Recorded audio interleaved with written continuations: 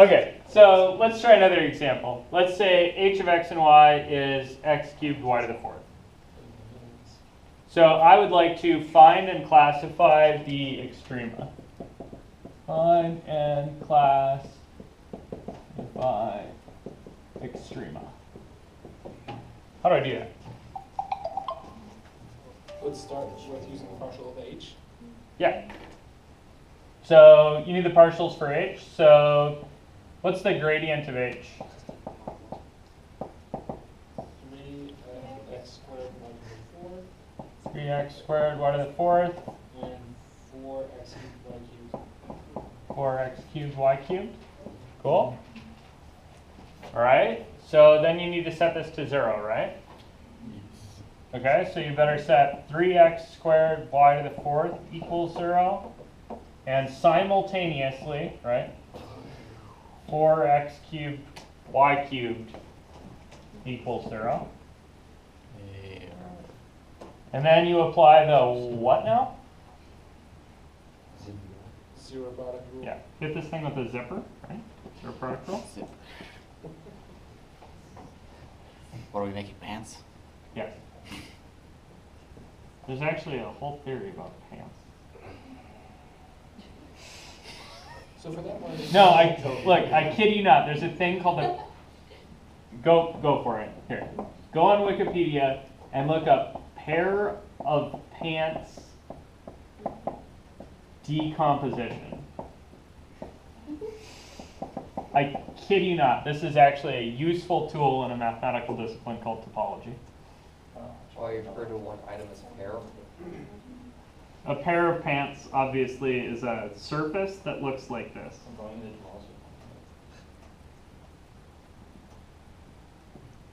Right?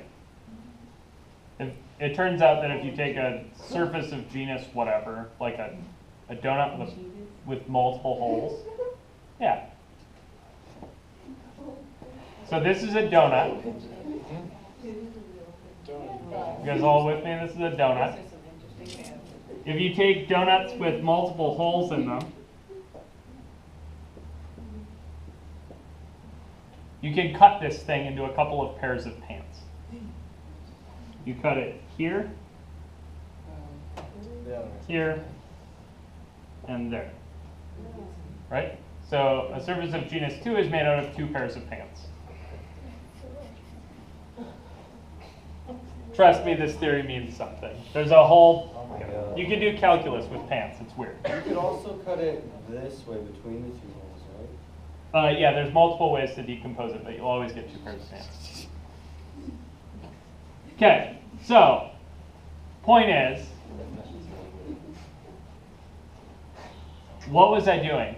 you were trying to find a zero product rule. I was trying to find critical points, right? So I took derivative, I should be setting it equal to 0. So I should be getting either x squared is 0 or y to the fourth is 0. Which is only at 0, correct? Yeah, which is x is 0 or y is 0. Same on the other side.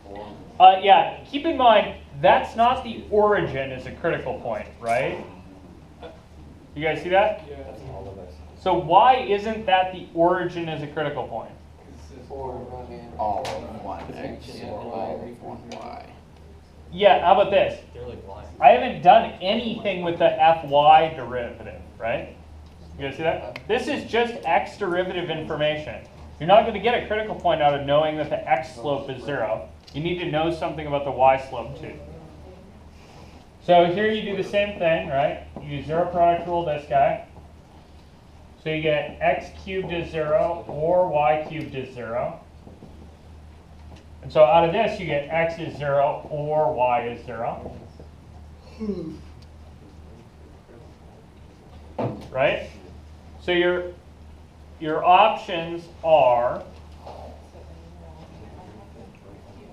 0, 0, 0, 0. X is equal to 0. You guys see that? Right? If x is 0, both partials are 0. You guys cool with that? So I suppose I should write that as 0, comma, dunno. Dunno, comma 0. and dunno, comma 0. You guys see these? So how many critical points have I got here?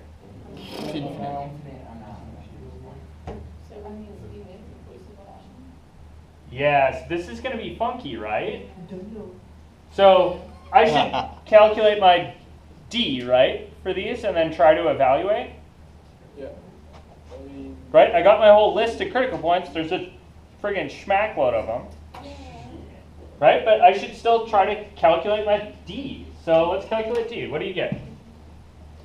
So first we need fx, and then fyy, and Yeah, good. So I need fxx, fyy, and fxy, right? Okay, so fxx is 6xy to the fourth. 6xy to the fourth. And I still should be writing of x and y. And fyy, Should be, I got 12x cubed y squared. Okay. that seems right. And fxy That should be is 12x squared y cubed. 12x squared y cubed, I think. Yep. Is fyx the same thing? Yeah, it should be, right? These are nice continuous functions. Oh, Okay, no. what's your D then? D? Yeah, it's 6xy to the fourth times 12x cubed y. Okay. Long story short, it's going to be 0. Yeah, it's 72x to the fourth y to the sixth Good. minus 144x to the fourth y to the sixth. Correct?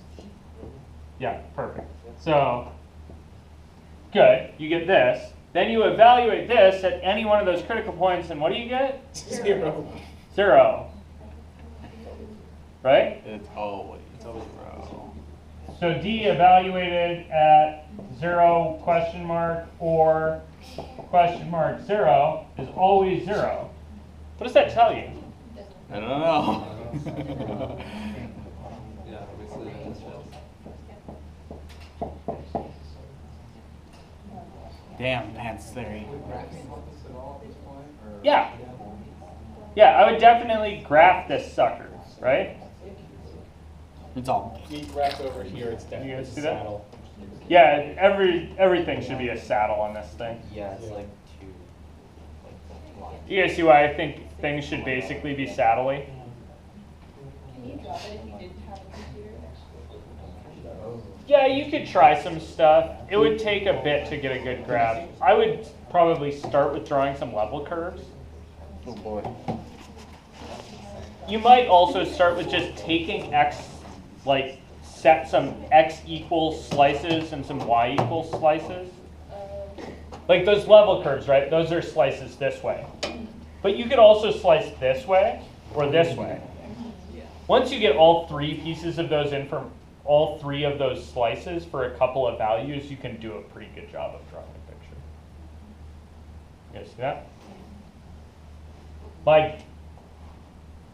My guess basically is that this thing looks like one really big giant saddle. This looks a little bit like the x cubed function with some kind of funkiness going on. Cool? We have this block. You guys happy on the inconclusiveness of this one? If you had to actually get a better answer, I would probably whip out a graphing utility because that's the right answer here. Cool? This is infinitely large saddle.